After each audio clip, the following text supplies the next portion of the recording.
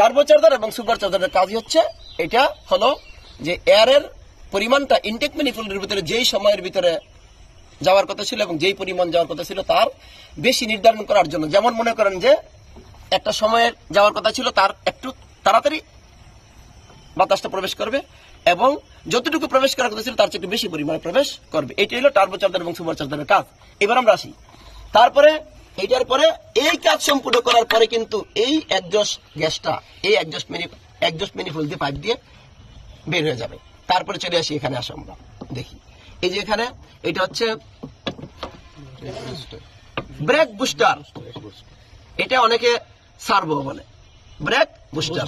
এই ব্রেক বুস্টারের কিন্তু দেখেন এইটা সরাসরি ইনটেক ম্যানিফোল্ডের সাথে এই লাইনটা দেওয়া আছে, এটা ইনটেক ম্যানিফোল্ডের সাথে এই লাইন দেওয়া থাকবে। যদি ইনটেক ম্যানিফোল্ডের বাতাসের প্রেসার যদি কমে যায় বা এই পাইপ যদি ফেটে যায় তাহলে কিন্তু ফুয়েল খরচ বেড়ে যাবে, ঠিকমতো টিউনিং থাকবে না, সমস্যা হবে।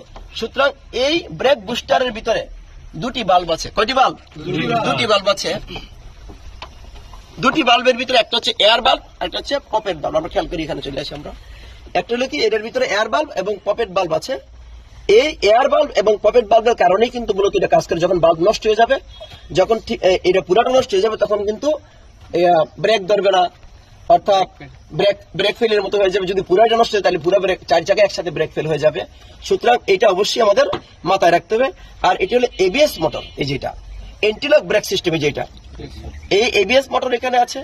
এবিএস মোটরে কিন্তু যাতে করে চার জায়গায় স্লিপ না খায়, অল্প সময়ের ভিতরে যে ব্রেক ধরতে পারে সুন্দরভাবে, সেই কারণে কিন্তু এবিএস মোটর ব্যবহার করা হয়ে থাকে। মোটামুটি এই ধরনের কন্টেন্ট আমরা পূর্বে দিয়েছিলাম, আপনারা যদি এইটুক দেখেন তাহলে বুঝতে পারবেন। এবং এই বড় গাড়ির এইটা হলো একটা ফিউজ বক্স আছে এখানে, আমরা পূর্বে দেখিয়েছি।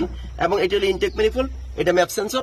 মোটামুটি আমরা যারা শিখতে চাই এই অংশগুলো একটু শিখলেই মোটামুটি আমরা বুঝতে পারবো বলে মনে করি। ধন্যবাদ সবাইকে।